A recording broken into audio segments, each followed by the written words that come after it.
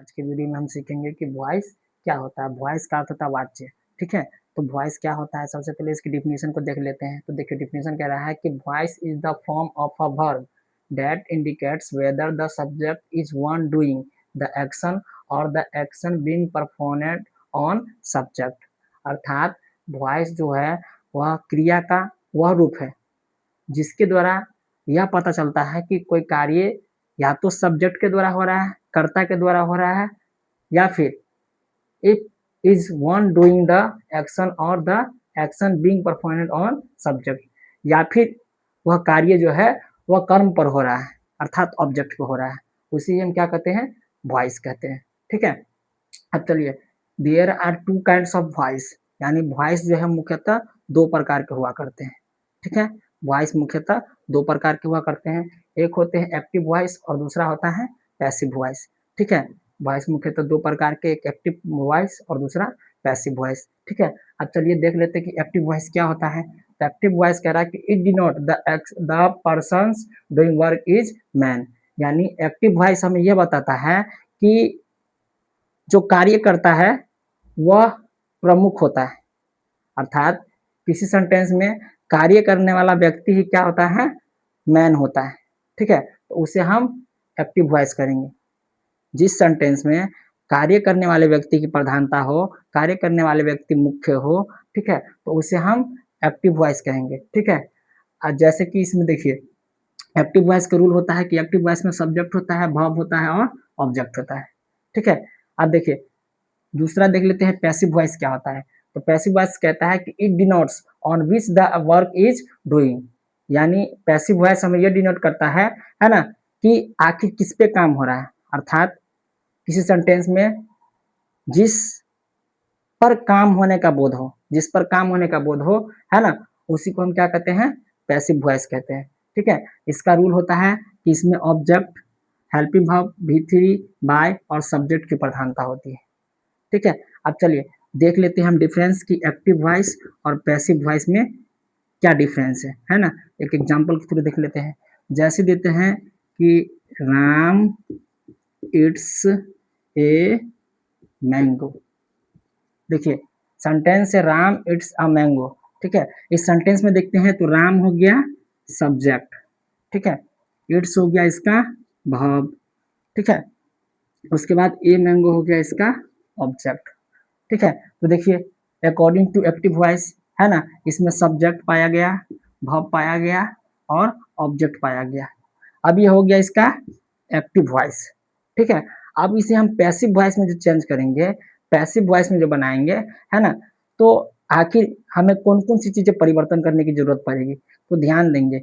जो active voice का object होता है, ठीक है, जो एक्टिव वॉइस का ऑब्जेक्ट होता है, ठीक है, वही पैसिव वॉइस के लिए सब्जेक्ट बन जाता है। ठीक है, जो एक्टिव वॉइस का ऑब्जेक्ट रहेगा वो पैसिव वॉइस के लिए सब्जेक्ट बन जाएगा। ठीक है, उसके बाद जो है हेल्पिंग वर्ब का प्रयोग हो जाएगा, और हमेशा एक्टिव टू पैसिव फॉर्म में, हमेशा पैसिव फॉर्म में जो है भी थ्री का प्रयोग होता है, और भी थ्री के जस्ट बाद बाय लग जाता है ना, और उसके बाद जो है जो एक्टिव का सब्जेक्ट रूप रहता है वो पैसिव के लिए ऑब्जेक्ट बन जाता है, और जो एक्टिव का ऑब्जेक्ट रूप रहता है वो पैसिव के लिए सब्जेक्ट बन जाता है। ये आप हमेशा ध्यान रखेंगे। ठीक है, जैसे कि इस सेंटेंस में एक्टिव वॉइस का एग्जांपल हम लिए हैं। आप एक्टिव वॉइस का ऑब्जेक्ट जो है वह ए मैंगो है, तो ये पैसिव के लिए हमारा बन जाएगा सब्जेक्ट। ठीक है, और एक्टिव वॉइस का ये सब्जेक्ट रूप जो है वो पैसिव वॉइस के लिए बन जाएगा ऑब्जेक्ट। ठीक है, इतना आपको समझ में आ गया हो, है ना। अब चलिए इसको हम चेंज करके देख लेते हैं। ठीक है, तो देखिए हमारा रूल क्या कह रहा है, तो जो एक्टिव वॉइस का ऑब्जेक्ट वो पैसिव के लिए सब्जेक्ट हो जाएगा, है ना।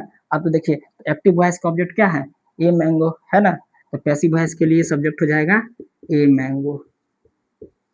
ठीक है, अब उसके साथ देखिए हेल्पिंग वर्ब जुड़ जाता है, तो देखिए यहाँ पे एक मैंगो है अर्थात सिंगल नंबर का बोध हो रहा है ना, तो यहाँ हेल्पिंग वर्ब क्या लग जाएगा, इज। ठीक है, तो हेल्पिंग वर्ब का प्रयोग कर दिए। अब पैसिव वॉइस में हेल्पिंग वर्ब के बाद किसका प्रयोग होता है, भी थ्री का, वर्ब के तीसरे रूप का, तो देखिए यहाँ पे वर्ब का पहला रूप का उपयोग हुआ है किसमें? एक्टिव वॉइस में। एक्टिव वॉइस में वर्ब के पहला रूप का उपयोग हुआ है ना? तो पैसिव वॉइस में इसे चेंज करेंगे तो हमेशा V3 का प्रयोग करेंगे। तो ईट का V3 हो जाएगा ईटेन, ठीक है? अब देखिए हमेशा पैसिव वॉइस में V3 के बाद बाय लग जाता है, तो बाय जोड़ देते हैं, ठीक है? अब देखिए अकॉर्डिंग टू रूल क्या कह रहा है कि जो एक्टिव वॉइस का ऑब्जेक्ट होता है वो पैसिव के लिए सब्जेक्ट, और जो एक्टिव वॉइस का सब्जेक्ट रहेगा वो पैसिव के लिए ऑब्जेक्ट। तो देखिए हमारा एक्टिव वॉइस का सब्जेक्ट जो है वो क्या है? राम है। तो क्या हो गया? A mango is eaten by Ram, यानी पैसिव वॉइस के लिए इसका ये ऑब्जेक्ट रूप हो गया, है ना? तो इसी तरह से हमारा सेंटेंस क्या बन गया? A mango is eaten by Ram, है ना? कोई भी इसमें जो है वह हार्ड चीज़ नहीं रहता है, बशर्ते आपको ध्यान देना है। आपको ध्यान यही रखना है कि जो एक्टिव वॉइस का सब्जेक्ट रूप रहेगा वो पैसिव के लिए ऑब्जेक्ट बन जाएगा, और जो एक्टिव वॉइस का ऑब्जेक्ट रहेगा वो पैसिव के लिए सब्जेक्ट बन जाएगा।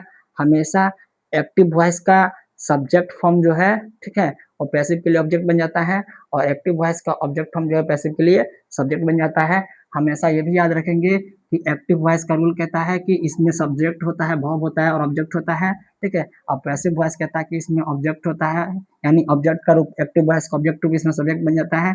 उसके बाद इसमें हेल्पिंग वर्ब होता है। हमेशा पैसिव वॉइस में V3 का प्रयोग होता है, और V3 के जस्ट बाद बाय लग जाता है, उसके बाद सब्जेक्ट बट्टा ऑब्जेक्ट लग जाता है। अब इससे आने वाले वीडियो में हम टेंस के अकॉर्डिंग क्या करेंगे, तो सारे एक-एक करके सारे के सारे टेंस को हम क्या करेंगे, बारीकी से एक्टिव टू पैसिव फॉर्म में चेंज करेंगे। थैंक